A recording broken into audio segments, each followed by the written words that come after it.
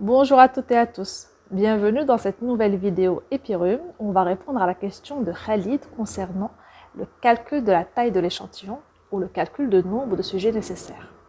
Prenons l'exemple d'un essai clinique qui va comparer un traitement A versus un gold standard. Dans ce cadre-là, il faudra définir 4 éléments pour pouvoir calculer la taille de votre échantillon. Le risque alpha, le risque bêta, est-ce que le test est uni ou bilatéral et l'efficacité attendue. Alors vous, ce qui vous incombe en tant que chercheur, c'est l'efficacité attendue. Je vais commencer par ce point, c'est le plus compliqué. En fait, c'est le fait de nous dire, selon la bibliographie et selon la revue de la littérature, quelle est la différence attendue entre le traitement du groupe A et le traitement de référence. Qu'est-ce que vous attendez comme différence? Si c'est une variable quantitative, on doit avoir la moyenne du groupe A, la moyenne du groupe B et l'écart type. Si c'est une variable qualitative, à ce moment-là, il faudrait avoir le pourcentage d'un groupe A et le pourcentage du groupe B, par exemple de l'efficacité sur un critère ou thérapeutique. Donc, variable quantitative, moyenne et écart type du groupe A et la moyenne du groupe B. Variable qualitative, le pourcentage du groupe A et le pourcentage dans le groupe B. Et ça, vous l'obtenez à partir de l'analyse de la littérature, de votre lecture bibliographique et de votre expérience et expertise. À part ce point, il va rester d'autres éléments statistiques qui sont le risque alpha, le risque bêta et est-ce que le test est uni ou bilatéral. Le risque alpha, c'est le risque de se tromper en affirmant que la différence existe, que le traitement marche. Et donc, ce risque alpha, en général, il est fixé au seuil de 0,05. C'est ce qui donne le fameux P inférieur à 0,5, ça veut dire qu'il est significatif. On pense que si on obtient une probabilité inférieure à ce risque, donc le traitement marche, indépendamment des fluctuations de l'échantillonnage et donc du hasard. D'accord? Donc ce risque alpha est de 0,05 en général. Vous pouvez le diminuer si jamais vous faites des analyses intermédiaires ou des analyses de sous-groupe. Parce que plus vous faites d'analyses, plus vous avez de risques de trouver des résultats juste dus au hasard. C'est pour ça qu'on baisse encore le seuil, encore plus bas, pour être le plus proche de la vérité, entre guillemets. Ensuite, le risque bêta, c'est le risque, ou le risque de deuxième espèce, c'est le risque de se tromper en affirmant que le traitement ne marche pas. D'accord?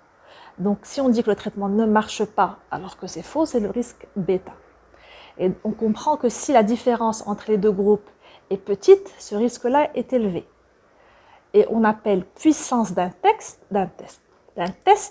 test statistique, le 1 moins ce bêta-là. Ça veut dire que si on a un risque d'affirmer que le traitement ne marche pas alors qu'il marche de 5%, la puissance du test sera à 95%. On fait le 1 moins bêta. D'accord? Toujours l'idée reste justement d'éviter des résultats qui seraient positifs juste dus au hasard ou à une fluctuation d'échantillonnage. Dans ce cadre-là, on comprend que si la différence entre les deux tests est petite, on a beaucoup de risques de ne pas l'avoir. D'accord? Et c'est le risque bêta. Alors, ce qu'on fait dans ce cas-là, c'est qu'on augmente la taille de l'échantillon. Contrairement au cas où une différence est évidente, si on sait d'emblée qu'il y a une grande différence entre le groupe A et le groupe B, à ce moment-là, même si on a un petit échantillon, on peut trouver une différence statistiquement significative. Alors, un dernier point, à part le risque alpha, le risque bêta, il y a l'uni ou bilatéralité du test. Par convention, on choisit un test bilatéral à 5%. Je ne reviendrai pas dessus. Maintenant, il reste un dernier point qui est le fait de majorer votre taille d'échantillon par rapport au risque de perdu de vue. On peut majorer entre 5 et 10% parce qu'on se dit que même si pour avoir cette différence, on a besoin, supposons, de 150 patients par groupe, mais on prend en considération que des patients risquent de ne pas venir ou de ne pas faire un suivi jusqu'à la fin de l'étude et donc on majore ce qu'on va calculer de 5 à 10%. En résumé, pour calculer la taille de votre échantillon, vous avez besoin, 1, la différence attendue entre les deux groupes. Et ça, c'est que vous, en tant que chercheur, qui pouvez l'avoir. Soit une différence d'efficacité entre deux traitements.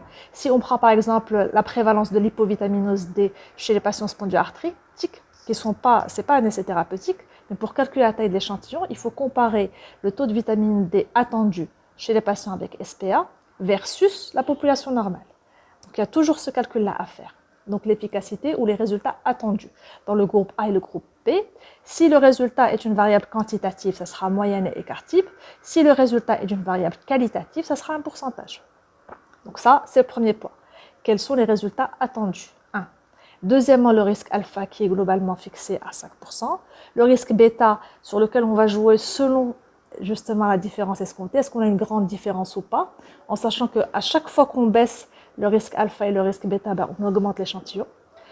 Attention à ne pas trop augmenter l'échantillon parce qu'à un moment-là, on va commencer à trouver des associations dues au hasard parce que l'échantillon est tellement grand, donc on voit cette différence-là.